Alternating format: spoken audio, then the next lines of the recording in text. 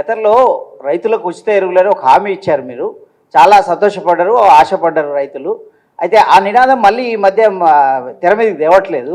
Parliament స్థానాలు ఎక్కువ గెలిస్తే దానికోసం పోరాడతారా? కాదు కాదు బ్రదర్, కాదు బ్రదర్, బేసికల్లీ అది కరెక్ట్ కాదు. ఎందుకంటే మేము ఏం చేసినామంటే రైతుకు సహకారం అందించాలా, పెట్టుబడి సాయం చేయాలని మేము ప్రయత్నం చేసినాం. ఆ టైంలో ఏం జరిగిందంటే యూరియా బస్తాలు ఇద్దామని కొంతమంది చెప్పారు. ఒక సలహా, ఇట్ వాజ్ అండర్ డిస్కషన్, నేను ఎప్పుడు చెప్పలేదు, ఇట్ వాజ్ అండర్ డిస్కషన్.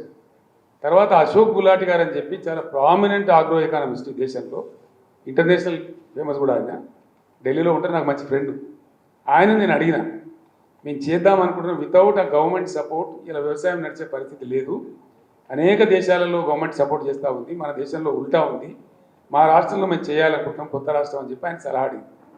ఆయన ఏం చెప్పినట్టే బ్రదర్, నాకు నువ్వు యూరియా బస్తాలు ఇస్తావు, వానాకాలం తెచ్చుకుని 4 మిగిలి ఉంటాయి ఆయన దగ్గర, నువ్వు మొత్తం ఇస్తావు ఈ పంటకు. ఆయన ఏం చేయాలి, ఈ 4 బస్తాలు అమ్ముకుంటాడు మార్కెట్, మళ్ళీ దానికి అపఖ్యాతి వస్తుంది. కాబట్టి ఇట్లా వద్దు, నువ్వు ఎంత ఇస్తావో, నీ స్టేట్ కిట్టి ఎంతవరకు పర్మిట్ చేస్తావో నాకు తెలియదు, నువ్వు చేయదలుచుకున్న సహాయం క్యాష్ రూపంలో చెయ్యి. ఏం చేయదలుచుకున్నావు, 1000 ఇస్తావా, 2000 ఇస్తావా, 3000 ఇస్తావా, నీ ఇష్టం. కానీ ఆ డబ్బుకు అతను ఓనర్ కావాలి.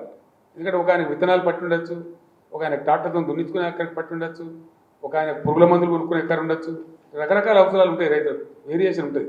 కాబట్టి నువ్వు ఇచ్చే కాడికి క్యాష్ ఈ బస్తాలు ఇచ్చి మళ్ళీ వాళ్ళు అమ్మేసుకొని, అవసరం లేని వాళ్ళు అమ్మేసుకొని ఇవన్నీ ఇబ్బంది జరుగుతుంది అని చెప్తే ఎరువు బస్తాలు దానాడే ఫుల్ స్టాప్ చేసినాం.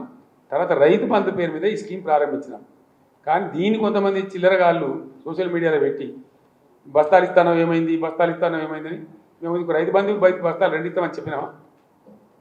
బస్తాలకు బదులుగా ఇస్తున్నదే రైతు బంధు. దాంతో ఎవరికి అవసరం, ఒక ఆయన విత్తనాలు కొనుక్కుంటాడు, ఒక ఆయన పురుగుల మందు కొనుక్కుంటాడు, ఒక ఆయన ఎరువులు కొనుక్కుంటాడు, ఒక ఆయన ట్రాక్టర్ దున్నకానికి పెట్టుకుంటాడు, ఒక ఆయన నాటేసుకోవడానికి పెట్టుకుంటాడు. రకరకాల అవసరాలు ఉంటాయండి. ఆయన అవసరాన్ని బట్టి ఆ డబ్బును ఆయన వాడుకుంటూ ఉన్నాడు. దాని ఫలితమే మనం 3 కోట్ల పైచీలు ధాన్యం పండించినాం, పంజాబ్ని తలదనినాం. మీరు అడిగింది మంచి క్వశ్చన్, అది నాకు ఇక్కడ చెప్పాలని ఉండే. మీ క్వశ్చన్ ద్వారా ఇప్పుడు క్లియర్ అయిపోయింది. I'm thankful to you.